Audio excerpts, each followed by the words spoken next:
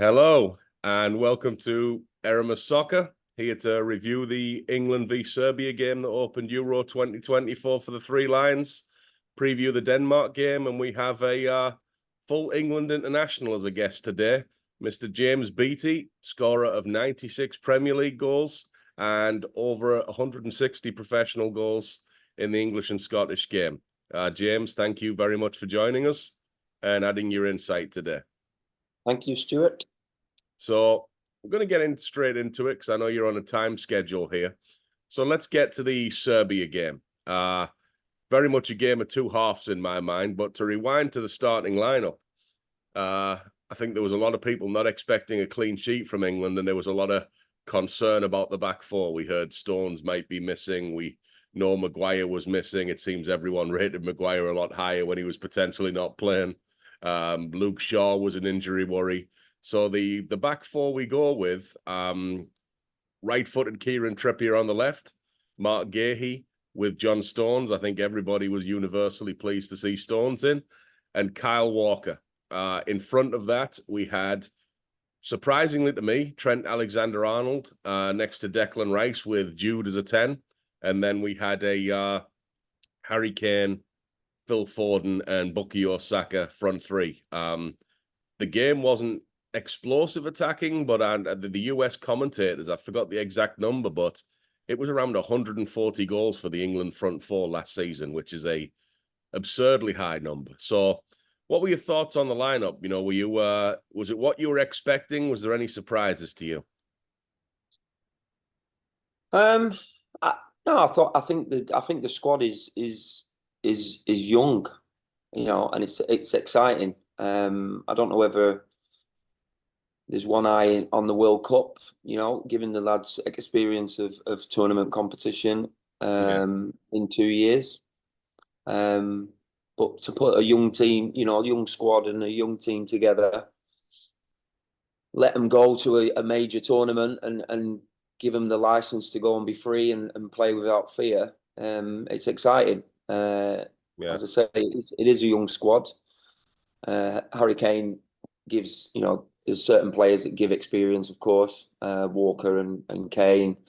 John Stones is now, you know, relatively experienced, but the players that Gareth's taken over to Germany, it's exciting. The game wasn't, as you say, wasn't really that exciting. I thought that it was, you know, it was a good goal. Jude obviously is very good goal. Yeah, enigmatic. Is just such a good player for such a young age. A great assist by Saka. Yeah.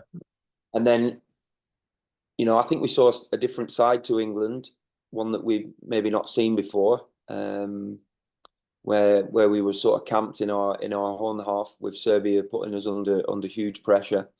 Yeah, they've got good players. Mitrovic, I've always been an admirer of Mitrovic. He's sort of similar style player to myself. You know, quite physical, throws himself around a bit, and upsets defenders. You know, with Vlahovic, who you know, forced a great save from Pickford later on in the game.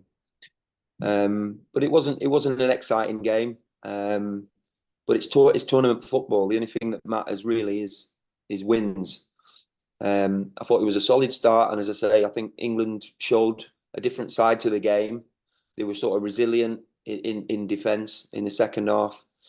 I don't think they invited Serbia onto us, but Serbia sort of went through the gears in the second half and put us under pressure, and we looked quite comfortable, you know, defending our own box. I got one question for you, because I love to overthink and pretend I'm a manager when I watch England. And when we played Belgium and Brazil, for me, that was the two friendlies. I know there was games after, but for me, that was the two friendlies where you're sharpening the sword for a tournament. And I remember Manu and Gallagher playing either of those games. I can't remember which one is which, but you know, they started beside Rice against Belgium and Brazil. So it was a surprise to me to not see one of those two go in against Serbia and almost throw Trent in. Like, it seemed a big ask. I know Trent's super experienced, but he's not a centre mid. Yeah, but I think Trent possesses a skill set that, you know, probably, well, I don't think anybody's got his passing range. Yeah, no, that's fair enough. He can see a pass. You know, I think a lot of people go on about his sort of defensive misgivings, but when you've got someone like Declan Rice next to you, you can sense danger. You know, Yeah, retrieve the ball. You know, turn it over, and then give the ball to people like Trent. I think he's a very creative player. As I say, his passing range is immense, and he's one of them players that, you know, Saka and Kane and Foden will love to see in midfield, because he can be the supply line for through balls, you know, for them. I'll tell you what I'm impressed with on Serbia. I know I'm going to get this name wrong, but Milinkovic Savic, who's formerly Lazio. He wore number 20. He used to play for, I remember, Lazio, and him and Mitrovic are on that big Saudi money now. Along with the obvious Mitrovic and Vlahovic, I thought he was Serbia's maybe best player. Who stood out to you among the Serbian players? I thought I mean, Milenkovic was sort of marking Harry Kane, and I thought he kept Harry Kane really quiet. Really? I thought Two touches in the first half, Harry Kane. I thought he did a tremendous job. He was physical with him. You know, I think the Serbian manager would have earmarked Kane as an obvious threat, and he did an absolute number on him. In my opinion, I totally agree with what you've just said there. Like I say, he was physical, not giving Harry Kane on, kicking him, you know, upsetting him, and he was anonymous really in the game, Harry. Which is not like, you know, I've never really seen a defender handle him as well as that ever, really. That's a fair statement, actually, yeah. So it's you know, he had an excellent game. I thought Vlahovic is obviously a threat, and gave Serbia some sort of teeth, you know, in the final third. I thought the lads did quite well with Mitrovic handling him. I think their game plan was to get the ball wide and get crosses in, and for Mitrovic to try and use his physicality to try and get on the end of stuff. I thought, you know, Stones and Gay did a good job of sort of marshalling him for the whole game. And there was no real threat apart from the Vlahovic shot. Pickford again. Yeah, there was a lot of momentum, but like actual threat, I agree. A lot of it was shots from distance, right? Yeah, and I think that you know, it was another side to England that I was you know, it was pleasing. I don't know, everybody wants to play attacking football and us to be, you know, like the White Arrows or whatever, but sometimes that's not how football goes, and you know as well as I do, these are top athletes, and none of these games are going to be easy for anybody. Yeah. If you look at the France game yesterday, they won by an own goal, and they've got, you know, however many hundreds of millions playing in the front three. Yeah. These are professional athletes. Belgium didn't win at all. No, you know, and that's you know, that's football. That's why we love it, because at the end of the day, you strip it all back, it's 11 men versus 11 men, and these are supreme athletes. You know what I mean? They're right at the top of the profession, and anything can happen. Yeah, he's what I'd like to go through with you, because I've made some notes, because I feel like when it comes to England, everything gets boiled down and has to be very minimalist and has to be very, very positive or negative. But for me, there is ebbs and flows and passages to this game. For example, if you just watch the first 15 minutes, England are phenomenal. You know, they're camped in the Serbia half. You've got Trent floating out to his natural right-back position from centre mid. You've got Foden coming in to cause an overload. And it was complete front, and the goal was coming, right? Like, there's a long possession. Jude passes out to Walker. He plays in Saka. Saka probably runs at the fullback 3 or 4 times in the opening phase. He gets the cross in. Kane eliminates the defender Velkovic with his run, and Bellingham bullies the right back Zivkovic at the back post, and it's a great goal. There's almost no sign of what's to come in the second half. I've wrote a note here. 20th minute is the first time the Serbians bare their teeth. Trent's robbed by Zivkovic, who's probably trying to redeem himself for the goal. Feeds Mitrovic, drills a shot wide. England pretty in control. There's a great 25th minute counter-attack. Saka drives on the ball. He times the pass well to release Walker 1v1. Being honest with you, I'm not sure if that's a shot or a cross from Walker that comes to nothing. Yeah, the one thing I did think is England were relatively one-sided. You know, I think all the chances, all the crosses, all the good work was done down the right-hand side by Saka and then Bowen and Walker. I thought it was a little imbalance with Foden coming into centre mid, which we can expect. But when you don't have an overlapping left footer, it almost does that blade, because when Trippier got the ball, he was usually passing back central or usually going backwards, which is what do you want to do when you play a right footer there? Now, Southgate's argument back might be Trippier is one of the best defenders on earth, and Serbia have a 0.2 XG for the game. So what were your thoughts on the left flank v the right flank? Because I thought England were dominant for half an hour, but nothing from the left. Yeah, I think it's like with any team, isn't it? There's more than one way to skin a cat. Yeah. Obviously, the balance of not having Luke Shaw as a left back, you know, that could be utilised in future games. But Gareth's there to do a job, to pick the team that he thinks going to beat Serbia. The players did that. I think if the game plan, you know, is for Phil Foden to come in off the wing and create overloads centrally, you know, and then to predominantly attack down the right. They might have seen, you know, in their analysis, they might have seen a weakness with, you know, their left-hand side. Yeah. You know, whilst keeping our sort of left side strong with Trippier in there, because he's not gonna overlap, and he's not gonna join in. He's gonna be waiting for the counter attack to snuff it out and then try and attack again. Yeah. So there would, you know, there's going to be a game plan for every game, and we you know, we as fans, or you know, if we analyze the game, you have to see the trends and what Gareth's thinking. You know, all right, maybe the attacks didn't come down the left, but maybe that it was designed that way. Yeah, I mean, you have to. He will have analysed the game with his staff to the nth degree, given the players all the instruction they need to go and win the game. And when you've got individual players, you've got a staunch game plan. The players go out and execute the game plan, and that's what they did. And if England have to sit in and defend the box for every single game, but you know, they end up winning the tournament, nobody's going to be complaining, or nobody's going to say, "Oh well, you know, we didn't attack down the left, or we didn't do this. We're going to be European champions." I mean, if you keep the opposition to 0.2 XG each game, I think what people aren't thinking is, I didn't check the stats, but that might be the lowest of the tournament for an opposition XG.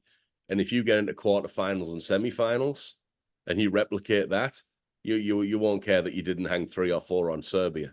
The last 15 minutes of the first half, I kind of felt the momentum. It didn't go Serbia's way, but it started to even out. I thought England had been dominant, but I thought Milinkovic, Savic was involved a lot. We do get a yellow card for their number 6 for a foul on Jude, which caps off what I thought was a best player on the field performance from Jude in the first half. 43rd minute. Did you think? Sorry to interrupt you, Stu. Did you think that? That I think now because of you know, Jude as a player and going to Madrid and having such a good season like he did, and he's a world star. I thought that they targeted him. They definitely targeted him. I think that yellow. Landon Donovan was announcing it on the USA TV feed. You only got the same commentary, but the yellow card in the 43rd minute was the 5th or 6th foul on Jude. And Donovan had said 2 or 3 fouls before, like, how many on Bellingham before it's a foul? But to be fair, he stood up for himself. There was a little flashpoint in the 20th minute where he chests I can't remember who it was, but he's not shy to get in people's faces. There's a lot about Jude that he looks like a 30-year-old man. You know, there's times he looks like prime Roy Keane in terms of presence for me. I know he's a different profile of player, but he looks very comfortable. There was one clip where he's almost looking down his nose at the Serbian, which I know rattles people because it's arrogant, but there's an element of conflict in competitive sports, and Jude just seems to me eternally comfortable. And England need that, because England is a team where you can win and still get criticised. England's a team where, to an extent, when it comes to public opinion, you can't ever succeed, and you need an edge. Nothing's ever good enough for the English press. Exactly. And you need, even if they win, they'll get criticised in some way. Exactly. And there's a lot of neutral nations who take pleasure in England losing. So you need your Bellinghams, you need your Pickfords, you need that backbone, because if you just lay down to public opinion, England's not really the team for you. But I do think they definitely targeted Jude. I was a bit nervous at the end of the half. I don't know if you remember, but there was a good cross coming from Serbia, and Stones kind of mishit it at the back post, and they get themselves a corner. And I was relieved half time come. Now, I knew Kane hadn't had a good game, but I was surprised when the announcers said he touched the ball twice on the stat sheet. So you've said, I think that's again down to whatever Serbia's game plan was. Milenkovic. Yeah, he was given the job of marshalling Harry Kane, and he did it fantastically well. Now, what I think is important for young centre forwards, personally, and I'm not going to overrule you on centre forward play because you're a world expert on the field in my eyes, but I think the average forward having that game would come back in centre mid just to get 10 to 20 more cut touches, but that doesn't mean you've had a better game. In fact, that might mean that Serbia get invited onto you more, push an extra defender up with the ball. So I think the selfless nature of staying high in positions where you will get the ball less, but you are stretching players. He doesn't get an assist on the Bellingham goal, but Bellingham does score because Kane eliminates. Yeah, he does his job. He does his job, and Harry's very good at that. He didn't get much change out of Milenkovic. He didn't have a good game. He'll know himself that. Yeah. What he did do, like you say, his role within a team where you've got a single striker is to push the back line back. Irrespective of, I remember working with Chris Wood at Leeds, and Woody, he wouldn't touch the ball for 20 minutes, and then he kept dropping deep, which you'll see Harry do, because it's only natural. You want to get a touch of the ball, and I honestly, most of the work with Chris was done probably off the pitch, or actually just talking to him about the role and what was necessary, and why he was pushing the back line back to create the space, in front of him for the wingers to roll in off the side and to create space. And it's tough. It's a massive psychological battle, because you don't think that you're contributing to the game, whereas you are. For example, for me, if Kane drops into centre mid for the goal and he plays it out to Kyle Walker and that cross comes in and it's two defenders v Jude, that's not a goal. Yeah, it's not a goal. Yeah, he does his job, and it's sometimes he will drop in because as a player you want to be seen to be contributing, or you want personally you want to do something for the team.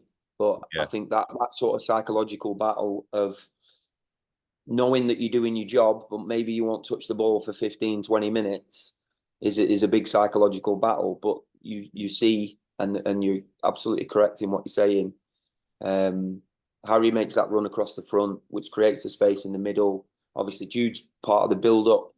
And then when he sets off, I don't think any player in the world is stopping him. Maybe Rodri could, but it would be, it'd be a hell of an effort to try and stop Jude, because he is some athlete. He's an amazing. I mean, it was a bully goal, wasn't it? The way he got up at the back post. I personally loved it, because I know you do. So you do that. Put the full back in the back of the net as well. That's an added bonus.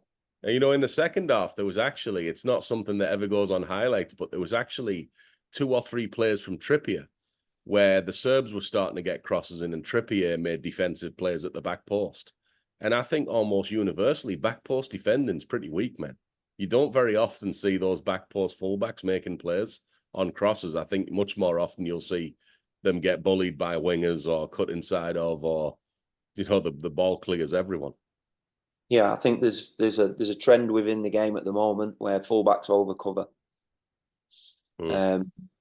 and that there is definitely an opportunity for teams. If they do get to the byline, the back post area is usually you've got a high percentage of scoring because fullbacks overcover. But what Trippier does well is he uses he's a bit smaller, but he uses his body really well on the back post.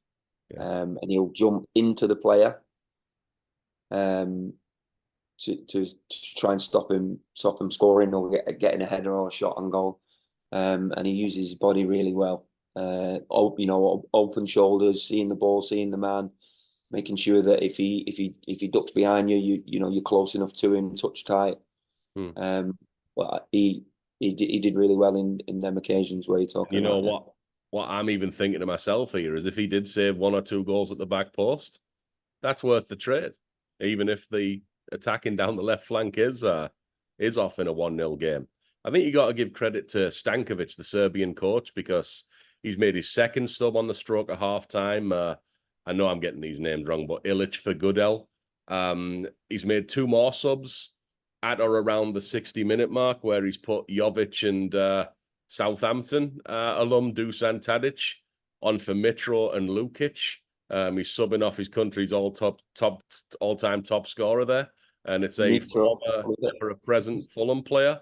So I mean, he's not sitting back here. He's making proactive moves to try and get this game. And I thought the first 15 minutes of the second half were an inversion of the first half. I thought the Czechs were camped on the England line. Sorry, the Serbs were camped on the England line. I thought the Serbians were doing the midfield rotations. I thought Mitrovic was dropping deep and getting involved. Like, they look good, man. 20 and 22. It was Savic, and I'm forgetting 22's name.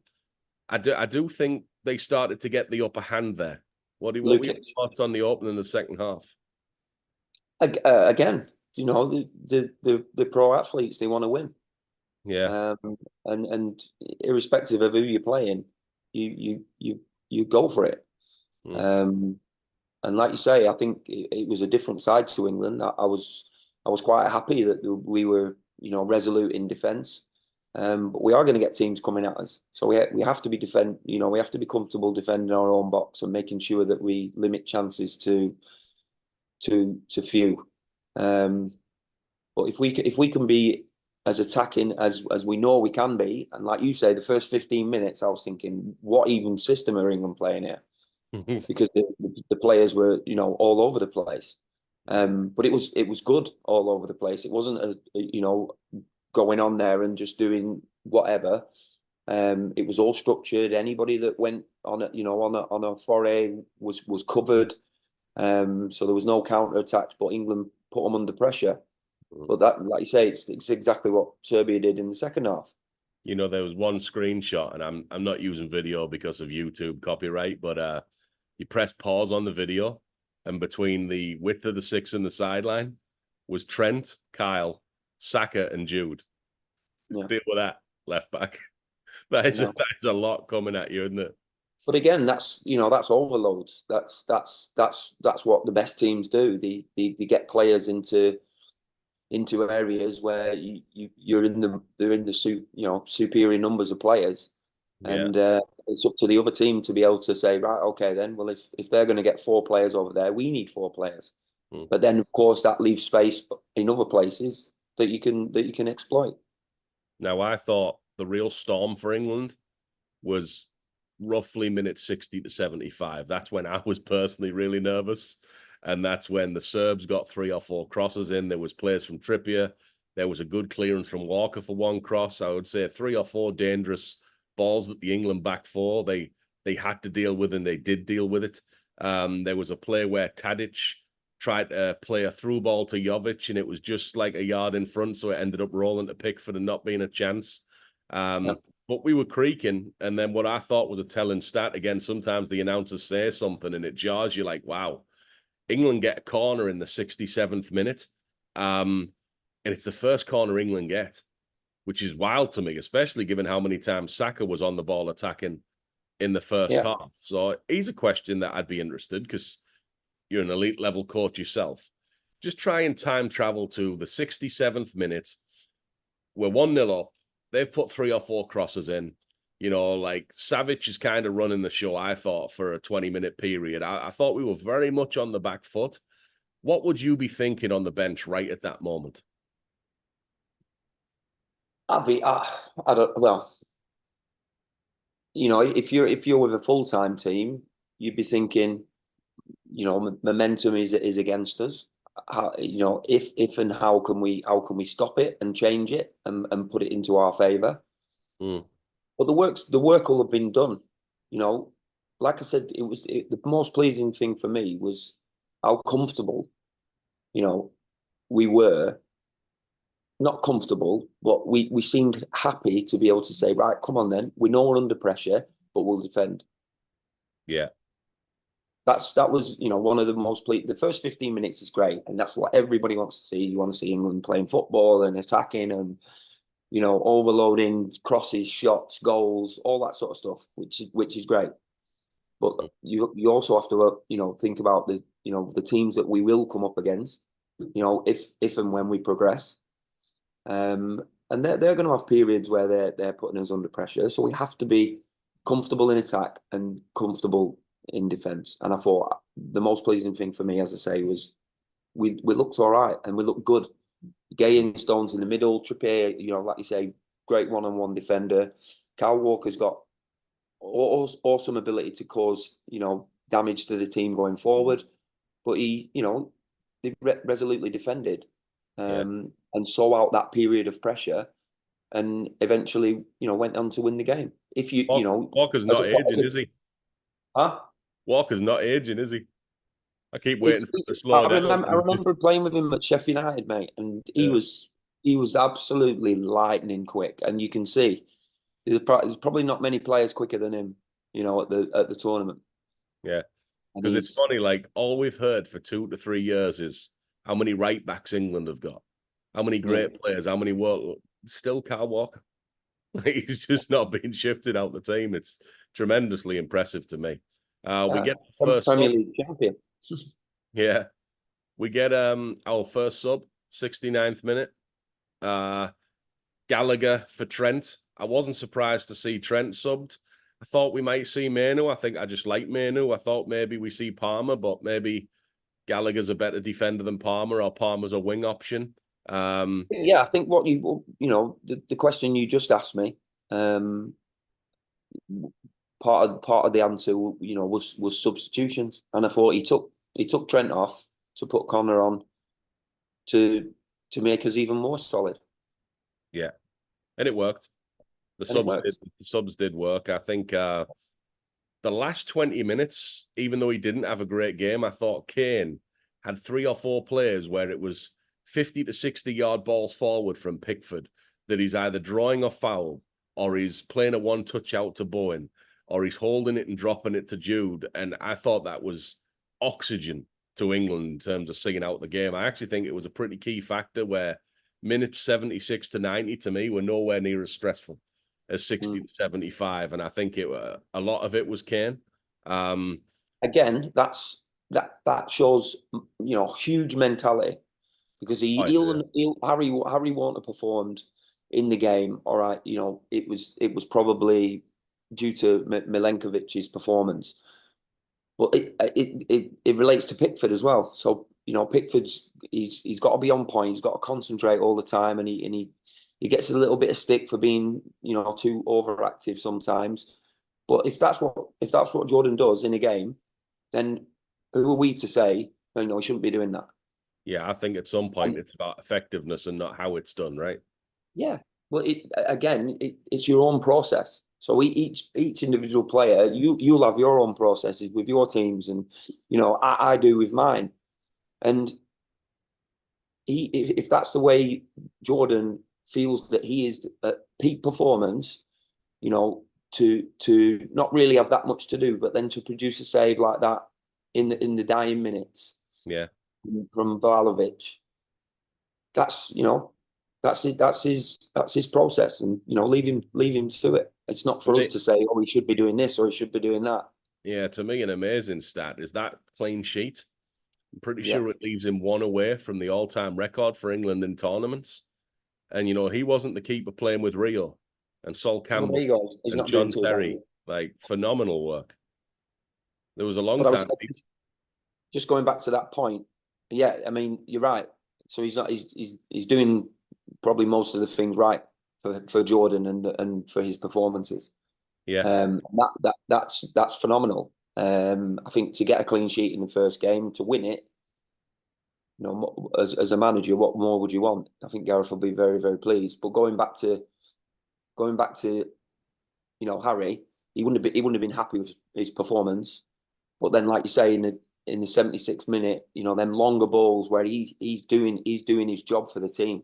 He's drawing fouls or he's laying it out to the wide. And I'm telling you, if every one of them, as soon as that ball went wide, I bet he was going for the box for the cross to finish it off. Yeah. Which again is part of his role. I think England as a team, you know, around the 75-minute mark, just before Saka subs for Bowen, but Tadic gets a yellow card for a foul on Foden. They didn't dive. I don't believe they dove, but England drew a lot of fouls to close out this game. And when you defend and lead, it's a great feeling, those free kicks in the opposing half, isn't it? It's just it's game management. You know, sometimes the clock is your friend, and sometimes the clock is your enemy. And you know, you'll be able to feel playing in a game. You can feel where the momentum is. You know what needs to be done, and whether you need to encourage people to, you know, tuck in or make sure you win your duels and win your battles, win your 1v1s, win your tackles, and you know, I think there's all sorts of ways that the games, you know, the players can be taught on game management. A lot of it's psychological, but of course, if you're under pressure, you know, and the ball goes up to Kane and he draws a foul, it gives you that breather. Yeah. It gives you that time to reset and to, you know, speak to your teammates and make sure that everybody's concentrating, so you don't concede and you see out the game and take 3 points. Yeah. Bowen, immediate impact, right? I was really impressed with Bowen in those two friendlies against Brazil and Belgium. So I was expecting to see him.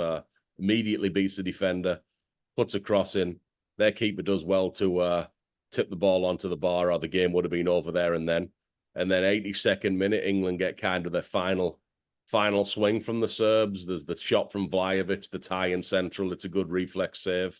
And then the corner's half cleared, and it's actually Harry Kane. Do you remember that? Like Pickford dives and the shot's hitting the ground, and it's actually Kane that heads the shot away. So it's one more like player that doesn't show up on the stat sheet, but it's a big centre forward play. To be honest with you, it's the dirty work as a centre forward that Kane's done. Yeah, I mean that like you say, that's really important. But I know for a fact that Harry would rather be scoring that header, or wouldn't we all? Than anything else. But like you say, it's vitally important to see out the game. And I speak to lads that I coach, and I say, oh, you know, what about that? If you said to Harry Kane, oh, that was a brilliant block, you know, in the box and that, he'd go, not bothered about that, even though it's so important. So I know he's not bothered. I know how they think. I can only speak to our experience, but I've been around now the college and pro game in the US a lot. And for me, like, an underrated aspect of coaching is what you say, the conversations away from the drills and away from the games. But like, there is a priority role, which is goal scoring and final third play. But then there's all kinds of secondary roles to a forward. And for me, if you can only be effective when you're on the front foot and you're attacking and you can't hold the ball up and you can't draw fouls and you can't make plays like that, you'll never be a top centre forward at the level you play. Truly believe that. Like, Kane can have a bad game, but it's still a good game in some ways. Yeah. That's the great players, but like, there's a very that's you as a you know, an excellent coach, seeing that and being able to then, you know, go to Harry and say, you know, he'll know himself, and your players will know themselves whether they had a good game or a bad game. But to be able to see the positives in sort of, as you say, them secondary roles is huge. And I thought he did a great job.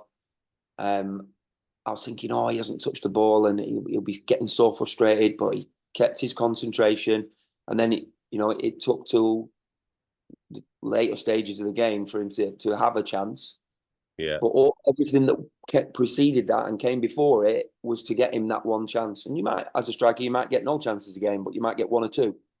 And who was on the spot at that point when he got his chance? And it was Harry, because he was doing his job. Exactly. And another, He didn't score, but he was there to attempt to. Another small player that doesn't get lauded, but twice in the closing moments, the right winger Bowen is all the way back blocking crosses from the Serb fullback. Now, there's a lot of, I think, nonsense spouted about Southgate, but I think such things are a real indicator that a team's on board with the coaching in it, because the work rate of England, lots of teams get frustrated when things going against them. Now, I didn't sense 1 ounce of frustration. I didn't sense 1 ounce of negativity. I just sensed an England team that accepting where we are right now, which is needing to close this game out, and they just did it. I like it, and I'll say it one last time. 0.2 XG against. Sign me up for that every single knockout round game. Sign me up. Yeah. Yeah, you're totally right. I think it does. And these lads want to win the competition. And if that means, and by the way, Jared Bowen wants to play the next game. So I would have no issue with Jared Bowen playing. I'm tremendously impressed with him. Yeah, and again, that shows what Gareth has done. With the team. The team is playing. They're playing for each other. They're playing for the team now. Yeah, and that is evident in all the little things, and in the big plays as well that you see. But things like that, knowing that you're defending, and I've said, for me, it was one of the most pleasing things. We when I say comfortable, I mean we were comfortable in ourselves to defend. It wasn't going that way, and that was all right. And we weren't creating, we weren't having chances created against us. I'm talking about comfortable mentally. Right, okay, then this is what we're doing. We know how to do it. We've worked on it on the training pitch, and we can see this period of pressure out. And there's triggers and ways that you're saying you can relieve the pressure, and then there's ways and means to turn the momentum into your favour. And the momentum swings it's really interesting to watch in tournament football, especially at this elite level. The momentum pendulum will swing one way, and then you'll think, oh my God, they're going to score, they're under so much pressure.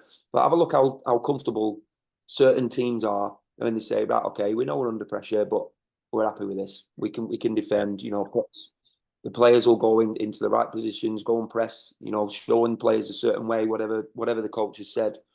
It's funny you say that, because one thing that stuck with me is, my favorite game ever as a coach was the NISA semi-final, Michigan Stars, who I was coaching at Chattanooga. And what I enjoyed about it so much is, I don't remember the stats, but we were outpossessed significantly. We were outshot. They had more corners. But I felt more comfortable at 0-0 watching our players celebrate goal kicks and high-five each other after clearances and just completely embrace where they were. Whereas I've had teams where we're 1-0 up, but it's like a game of basketball, one end to the other, and you just feel a lack of control. I was totally comfortable at 0-0, and it was more related to the fact that, like, it wasn't about how it was done. It was about when we attack, we attack. When we get our chance, we finish it. But if we're defending, then let's just defend. Whereas there's so many teams nowadays, they have a certain value on attacking and a certain value of defending. And there shouldn't be any difference. It's got to be this. You've got to be able to do both. They're equally important, especially with the sort of talented individuals you're going to face. And if everybody loves the attacking football. We've got amazing players in attack, but and that'll come, and hopefully it'll come in enough, to get us through the games. But if you don't concede any goals, Yeah. England have got, one hell of a chance of winning because He's they've got such good attacking players. He's what I think everybody knows if they really engage their brain and think about it, right? There's going to be a game where it all clicks and we score 3 or 4. It's going to happen once. And the semi-final and the final are going to be absolute dogfights. And you don't want them to be your first dogfights of the tournament. You want to be sort of hardened, like a boxer who's took a few punches and it's not his first one in his biggest fight. And you also, in tournament football, you also have to think about energy. And your substitutions, and people might not agree with them, but you will, Gareth will have a plan in his mind and he'll have it all mapped out, exactly how he wants it to go, and exactly who's playing what game and why. And energy is a massive thing. We all want Jude to play every single minute of every single game. Can he do that physically? I don't know. I agree. Will Gareth have a plan in his mind for maybe say, Denmark tomorrow? Will he play for an hour and then take him off? Not because he's playing bad or not because he's playing great, but because he's looking 1 and 2 games ahead and further you've on. led me to my last question. Denmark tomorrow. I believe you could play the same team. Yeah. I believe you could, if Shaw's fit, you could change your left back and have Foden cutting in and overlapping. You could play Gordon, who's more of a traditional run behind left winger, and change the dynamic in the front 3. You could sub Trent for Manu, Wharton. You could put Eze in if you really want to throw a curveball. I'm looking forward to seeing Eze play. Yeah. What would you do tomorrow? Well, you're facing. I think they'll play back 3 again. So that the same formation could work, but without analysing Denmark properly, it might be the same. They might, majority of attacks going down the right hand side, but he might play Shaw, and majority of attacks might go down the left hand side. Yeah. And if you think, Christensen or I think personally for me, Saka against Vestergaard, who played on the left. Against Slovenia when they drew 1-1 in their first game, I think he would be one I would target because we've got pace and he doesn't really seem to, bless him, have any or not much. And you got Saka and Walker effectively, right? Well, yeah, I mean nobody's quicker than Walker, I wouldn't have thought, in the tournament, but maybe Mbappe, but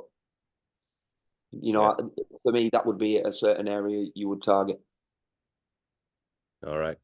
Do you want to throw a prediction out there, or are we not doing that?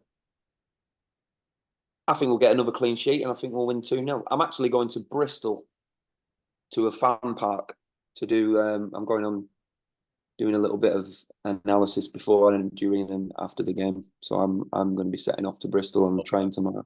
I got you some practice reps in for your analysis. Cheers, mate. Top man. All right.